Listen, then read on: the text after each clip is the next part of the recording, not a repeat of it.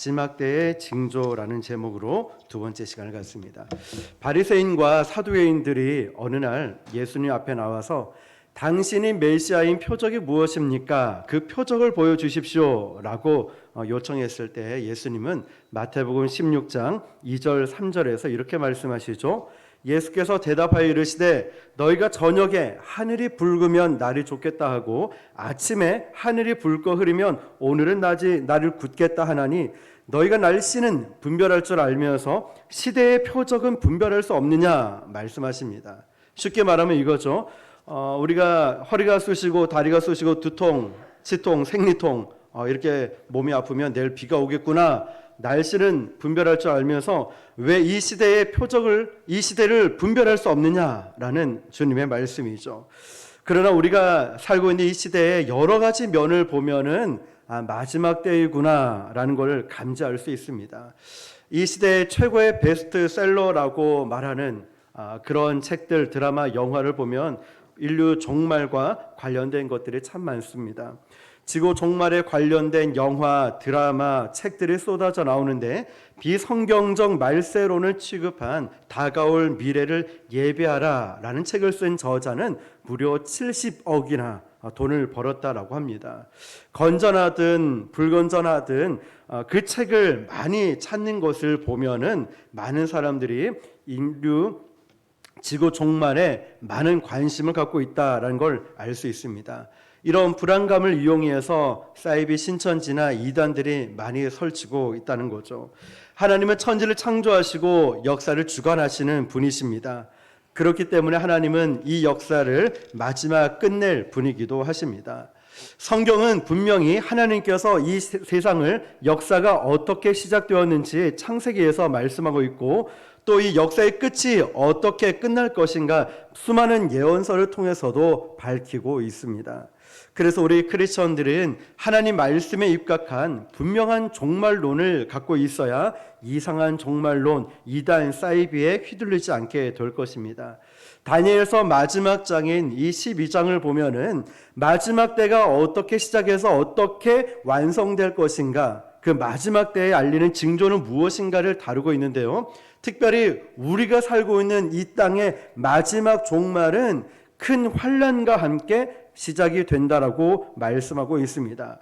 그래서 다니엘서를 가리켜서 구약의 요한계시록이라고 불릴 만큼 마지막 때에 대한 예언들이 굉장히 많이 포함되어 있습니다. 여러분, 우리의 마지막이 어떻게 될까 궁금하지 않습니까?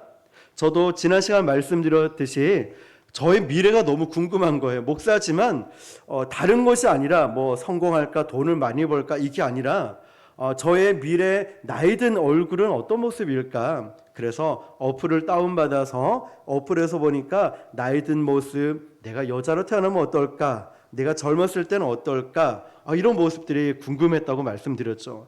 참 우리의 미래를 본다는 것은 너무나 궁금하기도 합니다. 그런데 성경에 보면은 우리 인생의 미래뿐만 아니라 인류의 마지막이 어떻게 될까 이게 많이 포함되어 있다는 것이죠. 특히 오늘 우리가 다루고자 하는 본문을 통해서 하나님의 백성들이 이 마지막 때를 어떻게 분별하고 살아야 되는지를 깨닫는 은혜의 시간 되시기를 축복합니다. 마지막 날에 여러 징조가 있는데 그 중에 하나가 지난 시간 나누었듯이 4절에 보면은 사람들이 빨리 왕래하며 지식이 더할 것이다 라고 말씀드렸죠. 이전에 우리가 부산에서 서울 가려면 하루 만에 못 갔죠. 서울 가서 일을 보고 나서 그 다음날 와야 됐어요. 그 당시 최고 빨랐던 새마을호 5시간, 6시간 타고 가야 뭐 통일호 같은 경우 비둘기 이런 한참 타고 하지 않습니까? 그런데 지금은 2시간, 2시간 반이면은 서울에 가서 하루 일을 다 보고 저녁에 내려올 수 있다는 거죠. 이 마지막 시대는 세상의 교통과 지식, 정보통신의 비약적인 발전을 통하여서 이제 마지막 때가 놀랄 만큼 빨라진다는 거죠. 우리 핸드폰도 인터넷, SNS 너무나 빠른 시대에 살고 있습니다. 자, 그러면 오늘 두 번째로 마지막 날의 이 징조가 무엇이냐면 전무후무한 세계적인 대부흥이 있다는 것이죠. 1절에 보니까 내 백성 중 책에 기록된 모든 자가 구원을 받을 것이다. 옛날 이스라엘 백성들은 자기가 유대인이기 때문에 이거 하나만으로 구원받는다고 생각을 했어요. 선민, 선택받은 백성이라 생각했기 때문에 나는 구원받았어, 나는 천국 갈 거야, 이런 생각을 갖고 있었다는 거죠. 그런데 오늘 말씀 보니까 그 백성 중에서, 그 유대인 중에서, 이스라엘 백성 중에서도 책에 기록된 자만 구원을 받을 것이다. 아주 무서운 말이죠. 교회 나와서 예배를 드리지만 예배도 정말 중요합니다. 그러나 더 중요한 것은 예배 가운데 임재하시는 하나님을 만나는 것, 성령에 대해서 아는 것도 중요하지만 성령을 체험하는 것, 예수가 누군지 아는 것도 중요하지만 예수님을 만나는 것. 여러분, 이것이 참 중요하다는 거예요. 교회에 있지만 내가 예수님을 만나지 못했다, 내가 구원의 확신이 없다. 지금 이 말씀이 그거예요. 그 백성 중에서 책에 기록된 자만 구원을 받는다라는 말씀인 거예요. 교회는요, 눈에 보이는 교회가 있고 보이지 않는 교회가 있어요. 눈에 보이는 교회는 교회에 출석하는 교인들이지만, 보이지 않는 교회는 하나님 나라의 생명책에 기록된 자라는 거예요. 어린 양의 생명책에 기록된 자, 이 말 뜻이 무슨 말이냐면 어린 양의 보혈로, 예수님의 보혈로 거듭난 자를 말씀하고 있어요. 예수님의 보혈로 거듭난 사람이 그 어린 양의 보혈로서 죄 문제가 깨끗하게 해결된 사람 말하고 있죠.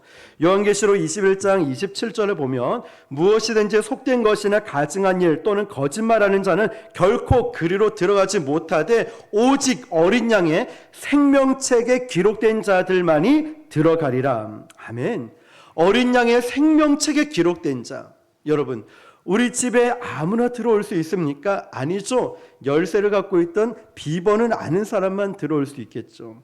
우리 교회도 비번이 있습니다. 4월 18일 날 우리가 이사 와서 이렇게 준비를 했기 때문에 4월 18일. 교육자실도 언제 저 문을 닫았느냐? 비밀입니다. 그 날짜에 되어 있어요. 여러분, 마찬가지로 우리 교회에 언제든지 개방되어 있고 열려 있지만 아무나 들어올 수는 없어요. 비번을 알아야 들어올 수 있어요. 가끔 비번을 까먹을 때 있죠. 들어가고 싶어도 쿵쿵 두드리고 싶은데 아무도 없어요. 못 들어가요. 들어올 수 없다는 거죠.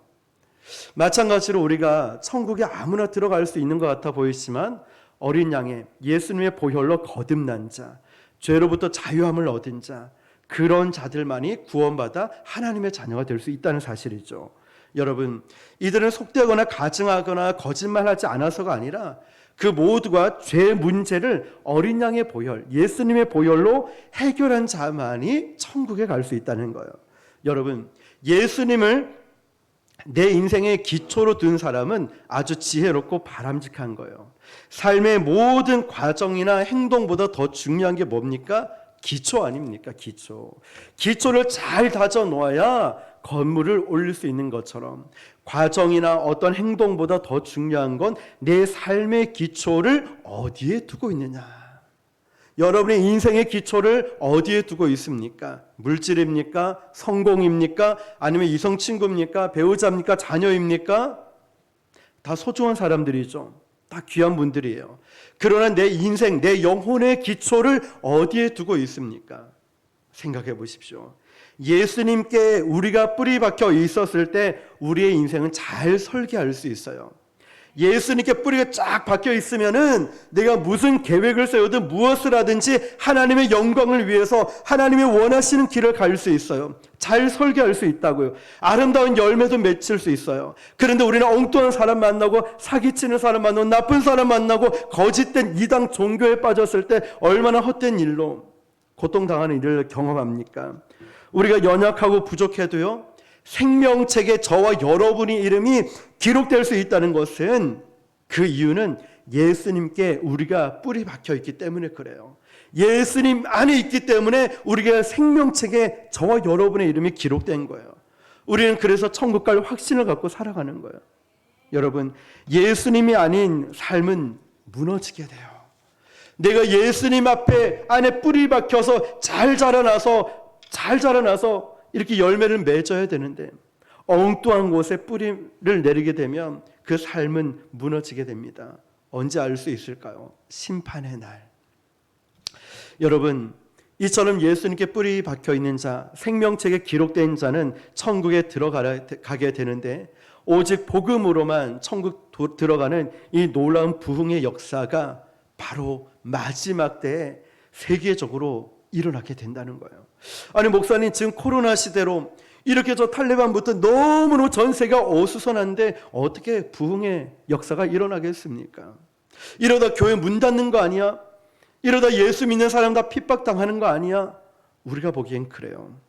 세계 역사의 문이 닫히기 전에 엄청난 부흥의 불길이 일어날 것이라고 성경은 말씀하고 있습니다. 이스라엘 백성들이 강팍한 거 있어요. 왜냐? 나는 선민이다. 난 천국 갈 거야. 쉽게 말하면 나는 교회 다니고 나는 예수를 믿고 있어. 근데 행동은 자기 마음대로 살아가는 거예요. 그동안에 성경에 기록되어 있죠. 처음 된 자가 나중되고 나중된 자가 처음 된다라고 말씀하죠. 이 처음 된 사람이 나는 예수 믿은 지 10년, 20년, 30년 됐고 직분도 높아요. 그런데 이것 때문에 천국 갈 거라고 안주해 있고 내 마음대로 신앙생활을 하게 되는 거예요. 그런데 그동안에 이방인들이 예수 믿고 구원받는 역사가 일어나는 거예요. 여러분, 주님 다시 오시기 전에 그런 역사가 일어난다는 거죠. 세상 모든 민족의 구원을 얻도록 복음이 전파되는 날이 온다는 것입니다. 지난 20세기부터 시작해서 그리고 지금 130여 년 동안 보면 총 2000년 전에 예수님 오시고 나서 부흥의 역사가 일어난 것보다 지금 130여 년 동안 일어난 부흥이 훨씬 더 강력하게 전 세계에 일어났다는 거죠. 영국의 웨일즈에서부터 평양의 장대현, 인도, 남미, 중동, 저 철옹성 같은 이란에도 지하교회에 100만, 200만이 넘는 성도가 있답니다. 그리고 많은 유대인들이 지난 40년 동안 주님께로 돌아오는 기적이 일어났다는 거예요. 이런 마지막 때에 유대인과 이방인들에게 이런 부흥의 물길이 불같이 일어나고 있습니다. 지금도 저는 코로나 시대 어렵고 교회가 힘들고 성도들이 모두가 어렵고 힘들어도 저는 하나님께서 새로운 부흥의 역사를 주실 줄 믿습니다. 그 부흥의 역사가 바로 우리 교회가 주역이 되어서 우리 교회를 통해서 하나님은 그런 역사를 이루게 될 줄 믿습니다. 그러니까 교회를 개척하고 미자립이고 우리도 연약한 교회임에도 불구하고 더 어렵고 힘든 교회를 저희들이 섬기고 돕고 있지 않습니까? 그렇게 5명, 6명 시작됐던 이 전도팀 밴드에 보면은 지금 140명 가까이 목회자들이 들어와 있어요. 전국에 다 들어와서 전도하는 걸 올리고 전도를 어떻게 해야 됩니까? 도움을 요청하고 개인적으로 연락이 오고 어떻게 이런 일이 가능할까요? 하나님이 준비시키고 있는 거예요. 기도를 준비시키고 있는 거예요. 금요일 날 와보신 분은 아시겠지만 기도가 너무 뜨거워요. 찬양부터 기도할 때 성령께서 계속 역사하시는 게 너무 강하게 느껴지는 거예요. 얼마나 감사한지 모릅니다. 비단 금요일만 그렇게 했습니까? 이제 수요 예배도 뜨거워져야 되고 우리 오후 중보 기도회도 막 뜨거워 새벽도 예배 시간마다 그런 역사가 일어나야 되지 않겠습니까? 하나님은 준비시키시는 거예요. 기도로 먼저 심게 만들고 기도를 하다 보면 비전을 품게 만들고 비전을 품은 사람은 행함으로 가게 되어 있습니다. 하나님은 우리 교회를 그렇게 준비시키고 있는 거예요. 준비 없이 어떻게 일을 하겠습니까? 저는 그 가운데 저와 여러분이 주인공이 되길 바랍니다. 정말 구경꾼이 아니라 정말 주인공이 되어서 이 세계 역사의 한 획을 긋는 놀라운 역사의 현장의 주인공이 될 수 있길 축복합니다. 하나님은 그렇게 일하실 거예요. 포기하지 마십시오. 그리고 대충 설렁설렁 하지 마십시오. 하나님을 쓰실 때 그 사명을 위해서 목숨 걸고 나아갈 수 있기를 축복합니다. 마태복음 24장 14절에 이 천국 복음이 모든 민족에게 증언되기 위하여 온 세상에 전파되리니 그제야 끝이 오리라. 가장 정확한 종말의 타임을 재는 버라미터이죠. 마지막 시대는 부흥의 시대입니다. 안 된다, 못한다, 힘들다 이런 시대가 아니라 부흥의 시대예요. 그리고 이 마지막 시대는 부흥의 시대인데 또 한 가지는 구원받는 자가 있고 수치당하는 자가 있어요. 종말의 때는 그렇게 딱 나뉘어져요. 코로나를 통하여서 야, 교회가 이렇게 이게 진짜 교회지 세상에서 칭찬받는 교회가 있고 저런 게 교회야 이러면서 욕을 하는 수치를 당하는 교회가 있어요. 종말의 때는 이렇게 나뉘어지는 거예요. 2절을 보니까요. 땅의 티끌 가운데서 자는 자 중에서 많은 사람이 깨어나 영생을 받는 자도 있겠고 수치를 당하여 영원히 부끄러움을 당하는 자도 있을 것이며, 주님 오실 때 하나님의 나팔 소리가 천지 진동할 때 모든 자는 자들을 다 깨우는 거예요. 어떤 예수 안 믿는 자는 이렇게 또 얘기합니다. 그래, 너 예수 잘 믿고 너 부활해서 넌 천국 가. 나는 땅속에서 그냥 잠자고 있을게 라고 말하는 사람이 있어요. 미안하지만 땅속에서 잠을 못 잡니다. 천지 진동하고 하나님의 나팔 소리 볼 때 이 자는 모든 자도 깨어나는 거예요. 불신자라고 해서 쿨쿨 잠자게 내버려 두지 않는다는 거예요.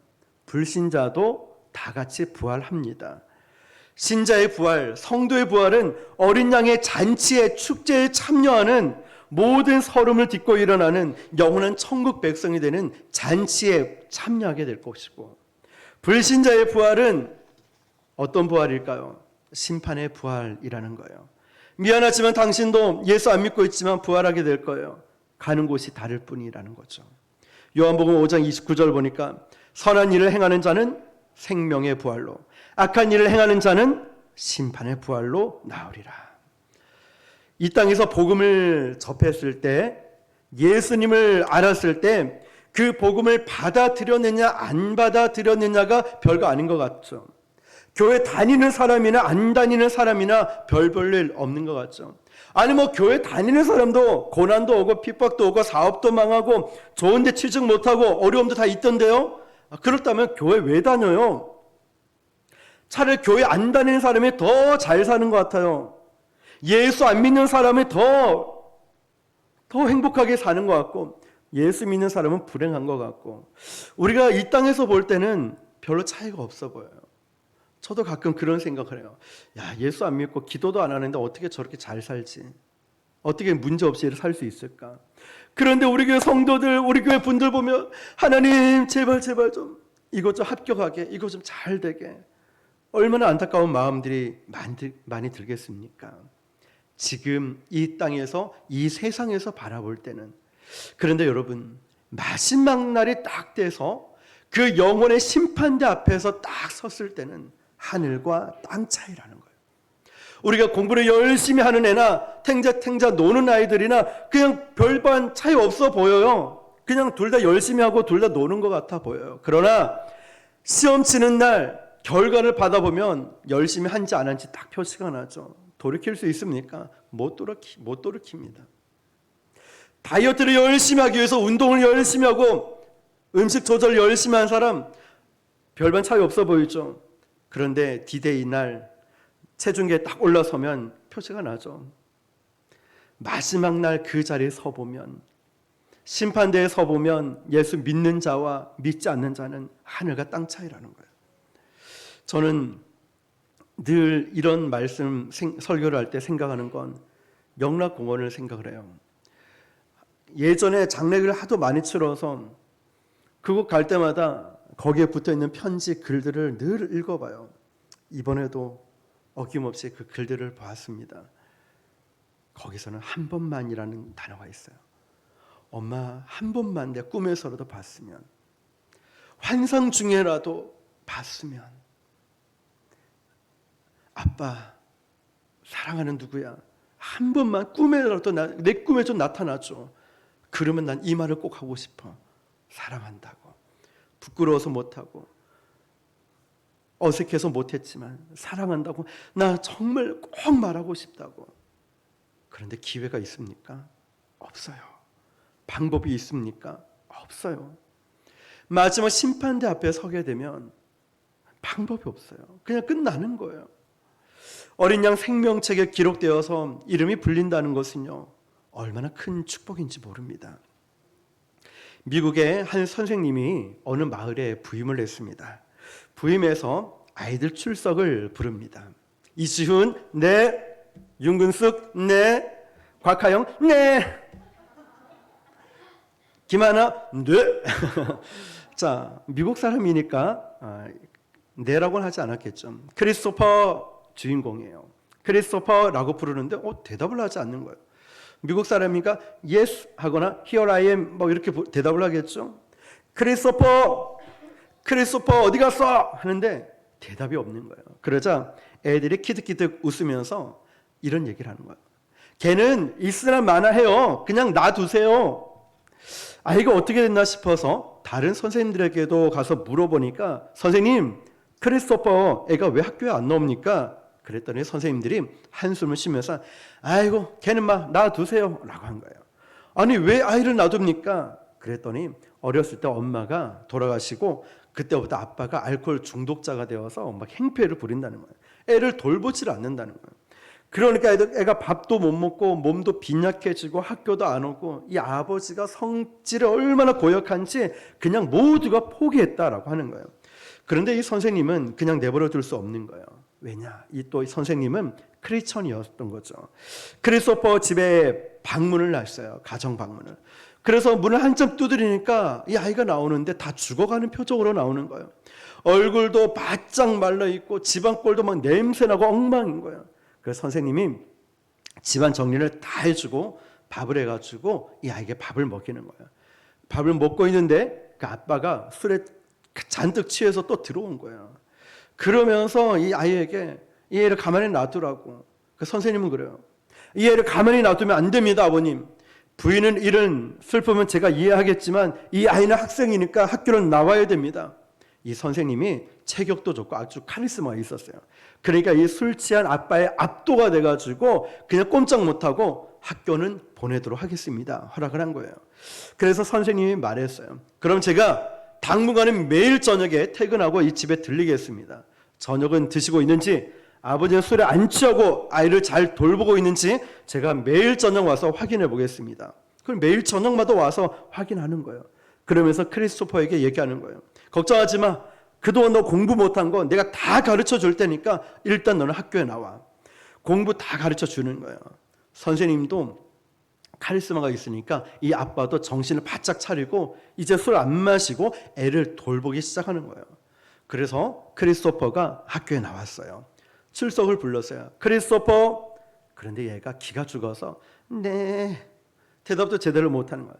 그렇게 대답하는 거 아니야, 크리스토퍼. 대답하면 손을 번쩍 들고 Yes I am 또는 Here I am 이렇게 대답해. 아무도 널 놀리지 못할 거니까 걱정하지 마. 선생님이 그렇게 계속 다그치면서 얘기하니까 이제 며칠이 지나서 크리스토퍼 부르면 Yes I am, Here I am 여기 있다고 힘차게 대답하고 공부도 잘하는 아이가 되었어요. 여기까지는 내용이 좋죠? 그런데 몇 개월이 지나서 이 선생님도 그 집을 안 찾아가도 될 만큼 애가 학교도 잘 나오고 공부도 잘하고 아주 많이 바뀌었어요. 어느 날 또 지나서 얘가 학교를 나오지 않는 거예요. 이제는 아버지가 선생님을 찾아온 거예요. 선생님, 우리 아이가 크리스토퍼가 백혈암이래요. 오래 못 산대요. 선생님이 또 이 애를 데리고 병원에 갔다 집에 갔다 계속 케어하기 시작을 하는 거예요. 나중에 의사한테 들은 거예요. 선생님에게 뭐라고 말하냐면, 선생님, 이 크리스토퍼가 하룻밤 남았어요. 오늘이 마지막 밤이 될 거예요. 그러니까 크리스토퍼가 두려워서 떨기 시작하는 거예요. 이제 선생님이 크리스토퍼에 가서 격려를 해주는데 그 선생님에게 이 크리스토퍼가 이렇게 얘기하는 거예요. 선생님, 나 죽기가 무서워요. 나 이제 학교 가는 거 좋아졌는데, 나 이제 공부하는 게 좋아졌는데, 선생님, 나 너무 두려워요. 선생님이 크리스토퍼에게 걱정하지 마. 그러면서 복음을 전하고 예수님을 영접시켰어요. 그리고 이렇게 말해요. 자, 크리스토퍼, 이제 잘 들어. 잘 들어. 천국 가면 선생님이 널 불렀듯이 예수님이 너 출석을 부를 거야. 그러면 이렇게 대답해. Here I am. 예수님이 크리스토퍼 부르면 Yes I am. Here I am. 이렇게 대답해. 그러면 넌 조금 있으면 선생님과 만나게 될 거야. 아빠하고도 만나게 되고 엄마도 만나게 될 거야. 영원히 천국에서 만나게 될 거야. 분명히 기억해야 돼. 크리스토퍼, 선생님한테 들은 대로 예수님이 크리스토퍼 부르면 어떻게? Here I am, Here I am. 예수님, 나 여기 있어요. 나 여기 있어요. 너 그러면 살 거야. 너 그러면 살 거야. 크리스토퍼가 그 얘기를 듣고 계속 물어봐요. 선생님, 그것만 하면 돼요? 그것만 하면 돼요. 그래, 그것만 하면 된단다. 그러면 예수님이 너의 손을 잡고 천국으로 끌고 갈 거야. 데리고 갈 거야. 바로 지금 너는 예수님을 믿은 순간 어린 양의 생명책에 너의 이름이 기록되어 있기 때문이야. 선생님도 가고 아빠도 가고 엄마도 거기서 만날 거야. 이 땅에서 절망, 슬픔, 고통 가운데 이제 있지 않고 너는 천국에 갈 거야. 그때 크리스토퍼는 이제 두려워하지 않고 씩 웃으면서 Here I am, Here I am, Here I am 이렇게 연습하다가 하늘나라로 갔어요. 여러분, 부활이라는 이 마지막 날은 어떨까요? 만약 부활이 없다면 우리처럼 불쌍한 사람이 어디 있을까요? 예수님이 안 계시다면 예수 믿는 사람처럼 억울한 사람이 어디 있을까요? 우리는 그 부활을 믿고 살아가죠. 그래서 이 땅의 삶이 너무나 소중한 거예요. 수많은 하나님의 백성들이 예수님의 출석 소리를 듣고 어린 양의 책에 기록된 우리의 이름을 듣고 번쩍번쩍 일어나는 거예요. 손을 드는 거예요. Here I am, Here I am. 예수님, 저 여기 있어요. 지훈아 어디 있니? 저 여기 있어요. 부르신다는 거예요. 우리 교회 성도분들 중에 먼저 천국 가신 분도 있죠. 다 하나님께서 이름 불러주신 거예요. 저는 나중에 우리의 이름도 주님이 부르실 거예요. 물론 이 땅에서 볼 수 없다는 슬픔이 있겠지만 거기에서는 잔치가 벌어졌어요. 천국이라는 거예요. 축제의 날이라는 거죠. 하나님이 저와 여러분을 부르시는 거예요. 그런데 저는 이런 생각을 해봐요. 만약 그 생명책에 나의 이름이 없다면 얼마나 가슴 아프고 힘들까. 그럼 나는 이 땅에서 어떻게 살아가야 될까? 하나님의 시간을 기다리는 거예요. 하나님의 때를 기다린다는 거예요. 그냥 허무하게 이 땅을 살아가는 것이 아니라 주님이 내 이름 부르실 때까지 몸이 부서져라. 주님을 위해서 사랑하면서 용서하면서 복음을 증거하면서 이 땅을 살아가는 거예요. 7절을 보니까 종말의 때가 언제냐 물어보죠. 예수께서 말씀하시기를 한때 두때 반때를 지나서 성도의 권세가 다 깨지기까지이니 그렇게 되면 이 모든 일이 다 끝나리라. 때는 언제냐면 1년을 말하고 있어요. 한때 두때 반때니까 3년 6개월이에요. 성도의 권세가 깨지는 대환란의 시대가 오고 나서 종말이 온다는 거예요. 이 종말의 기간이 언제인지 우리는 확실히 알 수 없어요. 중요한 건 12절을 보니까 1335일이라고 하는데 이건 숫자를 의미하는 것이 아니라 어떤 기간을 의미하는 거예요. 주님이 정하신 그 기간 동안 기다리는 자에게 복이 있다는 거예요. 환란의 때 진짜와 가짜가 구별이 되는 거예요. 심판의 때 진짜와 가짜가 구별이 돼요. 코로나로 인해 고통과 어려움이 있을 때 진짜와 가짜가 구별이 되는 거예요. 여러분, 불이 났다고 가정해 볼게요. 불이 났어요. 그러면 여러분 뭘 갖고 나가겠습니까? 그때 진짜가 뭔지, 진짜 내가 소중하게 여기는 것이 무엇인지를 알게 돼요. 아주 오래된 얘기지만 우리 아기가 유치원 가기 전에 그때 7층에 살았어요. 그 차시간 맞춰서 애를 안고 엘리베이터를 딱 탔는데 7층 반쯤 내려가서 문이 쿵쿵 쿵쿵 내려가지도 않고 문도 열리지도 아무것도 안 되는 거예요. 얼마나 무서웠는지 거기에 비상 전화를 거는데 통화 중이고 크로바 삐 누르는데 지금은 연결이 되지 않습니다. 아무것도 도대체 그 전화번호가 왜 있는지 모를 정도로 아무것도 안 돼서 119에 전화를 했어요. 출근 시간이라 시간이 오래 걸린대요. 언제 도착할지 모르겠대요. 그러면서 그 아이를 제가 머리부터 감싸고 안고 있었어요. 떨어지면 이 아이라도 살리고자 하는. 여러분, 정말 위험할 때, 정말 다급할 때 내가 갖고 있는 게 진짜 아니겠습니까? 우리가 이 땅을 살아가면서 정말 이 주님이 오실 날까지 살아갈 때 정말 나이가 소중하게 여기는 것이 무엇입니까? 여러분, 하나님이 주신 그 기간을 우리가 왜 기다릴까요? 아직도 구원받을 백성이 많다는 거예요. 우리 남편, 아내, 부모님, 자녀들, 사랑하는 사람들, 하나님이 굼떠서 늦게 오시는 것이 아니라 구원하고 싶은 숫자가 너무 많은 거예요.